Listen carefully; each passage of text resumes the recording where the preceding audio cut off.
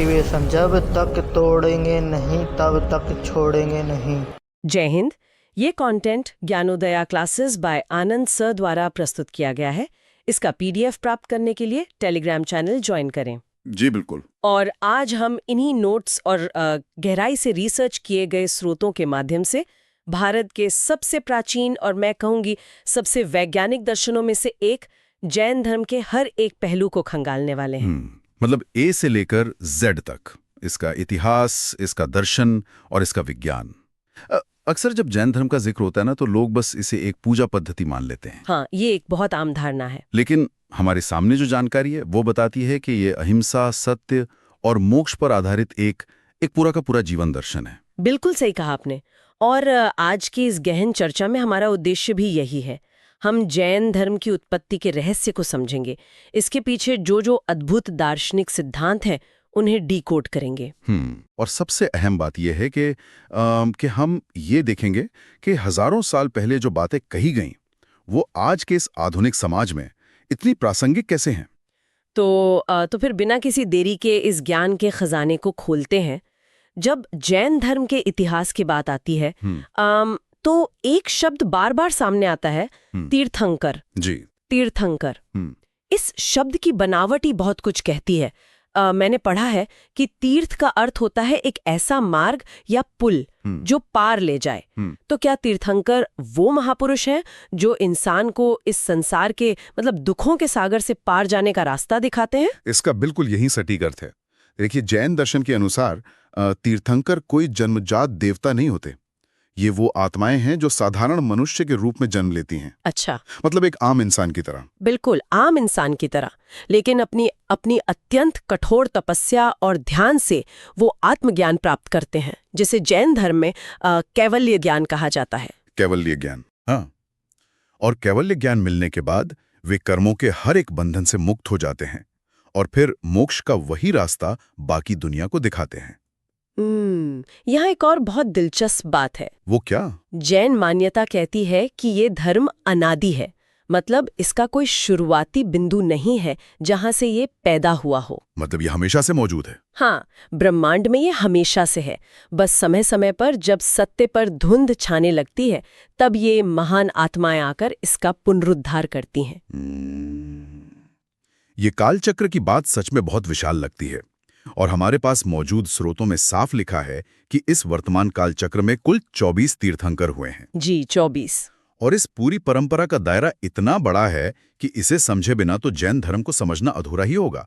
तो मुझे लगता है उन सभी 24 महापुरुषों का जिक्र करना जरूरी है। बिल्कुल जरूरी है। इस परंपरा की शुरुआत होती है प्रथम तीर्थंकर ऋषभदेव जी से, जिन्हें आदिनाथ भी कहा जाता है। इनका जिक्र तो हिंदू धर्म के प्राचीन पुराणों में भी मिलता है, जो इनकी प्राचीनता को साबित करता है। सही कहा। और ऋषभदेव जी के बाद इस परंपरा को आगे बढ़ाया अजितनाथ, संभवनाथ, अभिनंदननाथ और सुमितिनाथ जी ने। और ये यात्रा यहाँ रुकती नहीं है। सुमितिनाथ जी के बाद पद्म प्रभु, सुपार्श्वनाथ, चंद्र प्रभु, पुष्पदंत और शीतलनाथ जी ने इस आध्यात्मिक ज्योति को जलाए रखा। और हर एक तीर्थंकर का अपना एक प्रतीक चिन्ह भी होता है। अगर हम इस क्रम को आगे देखें तो शीतलनाथ जी के बाद आते हैं श्रेयांसनाथ, वासुपूज्य, विमलनाथ, अनंतनाथ और धर्मनाथ जी। बिल्कुल, ये सिर्फ नाम नहीं है, ये एक अखंड सिलसिला है। और धर्मनाथ जी के बाद आते हैं शांतिनाथ, कुंथुनाथ, अरहनाथ, मल्लीनाथ, मुनिसोरतनाथ और नमीनाथ जी। यहाँ तक आते आते हम इतिहास के उस दौर में आ जाते हैं जहाँ से हमें बहुत ही ठोस पुरातात्विक प्रमाण मिलने शुरू हो जाते हैं। हाँ, क्योंकि इसके बाद आते हैं वो 3 तीर्थंकर जो ऐतिहासिक रूप से सबसे करीब हैं। 22वें तीर्थंकर नेमिनाथ जी, 23वें तीर्थंकर पार्श्वनाथ जी और अंत में 24वें और इस काल चक्र के अंतिम तीर्थंकर महावीर स्वामी। महावीर स्वामी 6ठी शताब्दी ईसा पूर्व का वो समय जब पूरी दुनिया में उथल-पुथल मची थी। उस समय भारत में महावीर स्वामी एक बहुत बड़े सुधारक के रूप में उभरे। उनके जीवन के तथ्य तो वाकई हैरान करते हैं। 599 ईसा पूर्व में बिहार के कुंडग्राम में उनका जन्म हुआ था। पिता सिद्धार्थ, माता त्रिशला, एक संपन्न क्षत्रिय राजघराना। सुख सुविधाओं की कोई कमी नहीं थी। बिल्कुल ऐशो आराम था, सत्ता थी, लेकिन फिर भी 30 वर्ष की आयु में उस व्यक्ति ने मतलब राजमहल और परिवार का पूरी तरह से त्याग कर दिया। यही तो उनके जीवन का सबसे शक्तिशाली मोड़ है। 30 की उम्र में सब कुछ छोड़कर वो जंगलों में चले गए। 12 वर्षों तक ऐसी कठोर तपस्या की, बिना किसी सुविधा के मौसम की हर मार को सहते हुए। रोंगटे खड़े कर देने वाली बात है ये। हाँ, और मौन रहकर अपने भीतर की यात्रा की। तब जाकर 42 वर्ष की आयु में उन्हें कैवल्य ज्ञान प्राप्त हुआ और फिर 72 वर्ष की उम्र में बिहार के पावापुरी में उन्हें निर्वाण प्राप्त हुआ। लेकिन उनका जीवन सिर्फ तपस्या तक ही सीमित नहीं था ना। इन नोट्स से जो सबसे बड़ी बात उभर कर आती है वो है उनका सामाजिक विद्रोह। विद्रोह किस तरह का? उस वक्त समाज में बहुत कुरीतियां थीं। भारी मात्रा में पशु बलि दी जा रही थी, अंधविश्वास फैला हुआ था और जन्म के आधार पर कठोर जाति भेद था। महावीर स्वामी ने बिना किसी डर के इन सब का मुखर विरोध किया। बिल्कुल, उन्होंने साफ कहा कि किसी जीव की हत्या करके धर्म नहीं कमाया जा सकता। एक तरह से उन्होंने आध्यात्मिकता का लोकतंत्रीकरण कर दिया। वो कैसे? मतलब उन्होंने स्थापित किया कि धर्म किसी विशेष वर्ग की बपोती नहीं है। कोई भी व्यक्ति, चाहे वो किसी भी जाति का हो, अपने कर्मों को शुद्ध करके मोक्ष पा सकता है। और इसी सोच से जैन धर्म के वो मूल सिद्धांत निकल कर आते हैं। मोक्ष पाने के रास्ते को बहुत ही वैज्ञानिक तरीके से त्रिरत्न के रूप में समझाया गया है। 3 रत्न? हाँ, सम्यक दर्शन, सम्यक ज्ञान और सम्यक चरित्र। मतलब सही नजरिया, सच्चा ज्ञान और सही आचरण। ये तीनों एक दूसरे से जुड़े हुए हैं। बिना सही नजरिए के ज्ञान नहीं आ सकता? बिल्कुल। और बिना ज्ञान के सही आचरण नहीं हो सकता। और इसी आचरण को जीवन में उतारने के लिए दिए गए हैं 5 महाव्रत, जो जैन दर्शन का सबसे मजबूत आधार है। इन 5 महाव्रतों को समझना बहुत जरूरी है हमारी इस चर्चा में। पहला और सबसे प्रमुख है अहिंसा। देखिए, जैन धर्म में अहिंसा सिर्फ किसी को शारीरिक चोट ना पहुंचाने तक सीमित नहीं है। तो इसमें और क्या आता है? मन में किसी के लिए बुरा सोचना या अपने शब्दों से किसी का दिल दुखाना भी हिंसा है। दूसरा व्रत है सत्य, हमेशा सच बोलना। तीसरा अस्तेय, जिसका मतलब है चोरी ना करना। सिर्फ भौतिक चीजों की चोरी नहीं, किसी के विचारों या समय की चोरी भी इसमें शामिल है। चौथा है ब्रह्मचर्य, यानी अपनी इंद्रियों पर संयम। और 5वां है अपरिग्रह। अपरिग्रह मतलब जरूरत से ज्यादा चीजों का संग्रह ना करना, भौतिक वस्तुओं से मोह ना रखना। जी बिल्कुल। इन सिद्धांतों की एक खूबी मुझे ये लगती है कि ये सिर्फ साधु सन्यासियों के लिए नहीं है। साधु इन व्रतों का कठोरता से पालन करते हैं, इसलिए उनके लिए ये महाव्रत है। लेकिन जो आम लोग गृहस्थ जीवन जी रहे हैं, वे अपनी क्षमता के भीतर इनका पालन करते हैं, जिन्हें अणुव्रत कहते हैं। यही लचीलापन तो इन्हें हजारों सालों से समाज में टिकाए हुए हैं। अब अगर हम इन आचार संहिताओं से थोड़ा आगे बढ़कर जैन दर्शन की गहराई में गोता लगाएं, तो एक बहुत ही लॉजिकल दुनिया सामने आती है। लॉजिकल दुनिया? हाँ, जैन दर्शन पूरे ब्रह्मांड को सिर्फ 2 मुख्य तत्वों में बांटता है। सजीव तत्व, जिसे जीव या आत्मा कहते हैं, और निर्जीव तत्व, जिसे अजीव कहते हैं। मतलब जीव में चेतना रहे और अजीव में पुद्गल यानी मैटर, समय और आकाश जैसी चीजें आती हैं। बिल्कुल सही। और इन जीव और अजीव के बीच का जो इंटरेक्शन है ना, वहीं से जैन धर्म का कर्म सिद्धांत निकलता है। कर्म सिद्धांत? लेकिन दुनिया के ज्यादातर दर्शनों में तो कर्म को सिर्फ एक विचार या अदृश्य शक्ति माना जाता है। यही तो यहाँ सबसे बड़ा ट्विस्ट है, एक आहा मोमेंट है। जैन दर्शन में कर्म कोई हवाई बात नहीं है, ये एक भौतिक वास्तविकता है। भौतिक वास्तविकता? मतलब क्या? मतलब कर्म बहुत ही सूक्ष्म कणों की तरह है, माइक्रोस्कोपिक पार्टिकल्स की तरह होते हैं, जो पूरे ब्रह्मांड में फैले हुए हैं। अच्छा, कणों की तरह? ये तो सच में दिमाग के तार खोल देने वाली बात है। इसे एक उदाहरण से समझिए। मान लीजिए आत्मा एक शुद्ध चमकता हुआ शीशा है और कर्म धूल के कण हैं। जब कोई इंसान अच्छे या बुरे विचार करता है या क्रोध और लोभ महसूस करता है, तो ये भावनाएं एक गोंद का काम करती हैं। ओहो, मतलब एक ग्लू की तरह। हाँ, और वो ब्रह्मांड में फैले कर्मरूपी सूक्ष्म कण उस गोंद की वजह से हमारी आत्मा से आकर चिपक जाते हैं। शीशे पर धूल जमने लगती है और आत्मा की असली चमक धुंधली पड़ जाती है। बिल्कुल। और जब इंसान तपस्या और अच्छे आचरण से इस गोंद को सुखा देता है, इन कर्म कणों को पूरी तरह झाड़कर आत्मा को साफ कर लेता है, तो उसी शुद्ध अवस्था को मोक्ष कहा जाता है। कर्म को एक भौतिक पदार्थ की तरह देखना ये अपने आप में एक बहुत बड़ी वैज्ञानिक सोच है ना? और विज्ञान की बात निकली ही है तो जैन ग्रंथों में मौजूद गणित और विज्ञान की अवधारणाएं तो हैरान कर देती है। मतलब हजारों साल पहले जब कोई उपकरण नहीं थे तब उन्होंने अणु का सिद्धांत दे दिया था। एटम का सिद्धांत। हाँ, उन्होंने बताया कि हर निर्जीव वस्तु अत्यंत सूक्ष्म कणों से बनी है जिन्हें और नहीं तोड़ा जा सकता।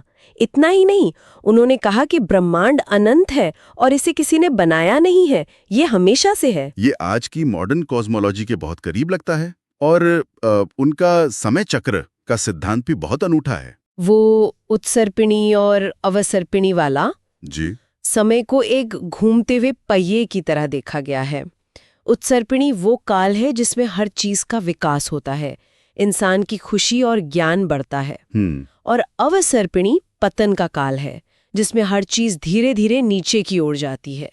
इसे हम आज की भौतिकी की एंट्रोपी से जोड़कर देख सकते हैं। ये सब इतना इंटेलेक्चुअल है कि पढ़ते हुए एक अलग ही दुनिया का एहसास होता है। अब इस दर्शन को जीवन में कैसे जिया जाता है, इस पर आते हैं। बिल्कुल।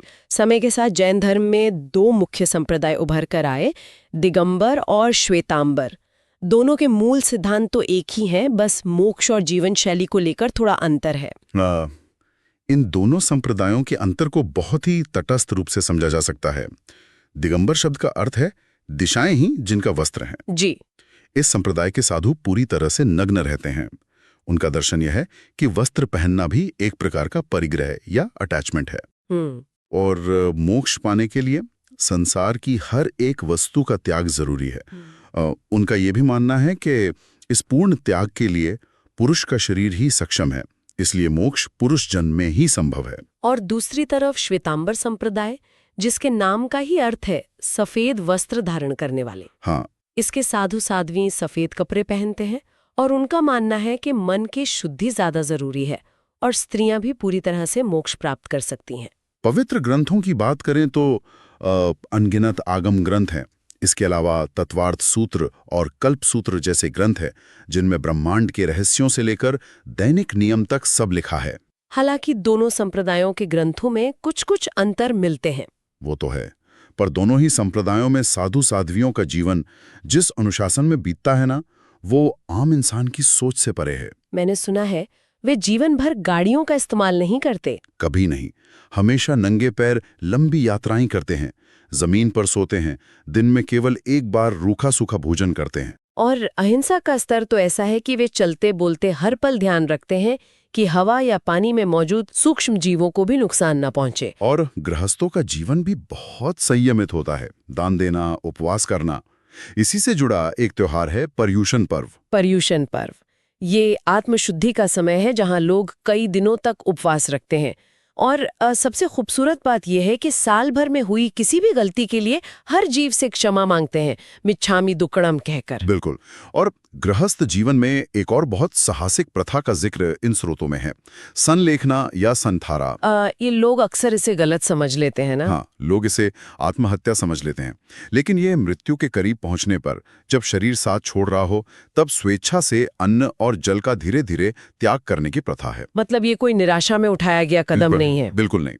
यह मृत्यु को एक उत्सव की तरह स्वीकार करने का तरीका है। यह बताता है कि आत्मा अमर है और बस एक पुराने शरीर को छोड़ रही है। मृत्यु को इतने शांत भाव से गले लगाना सच में एक ऊंचा दर्शन है। और इसी दर्शन ने भारत को जो कला और वास्तुकला दी है वो लाजवाब है। वास्तुकला के 2 अद्भुत उदाहरण हैं। राजस्थान में माउंट आबू के दिलवाड़ा मंदिर को ही ले लीजिए। संगमरमर पर इतनी बारीक नक्काशी है कि लगता है पत्थर नहीं, पारदर्शी जाली हो। और गुजरात के पालिताना में पूरी एक पहाड़ी पर सैकड़ों मंदिर बने।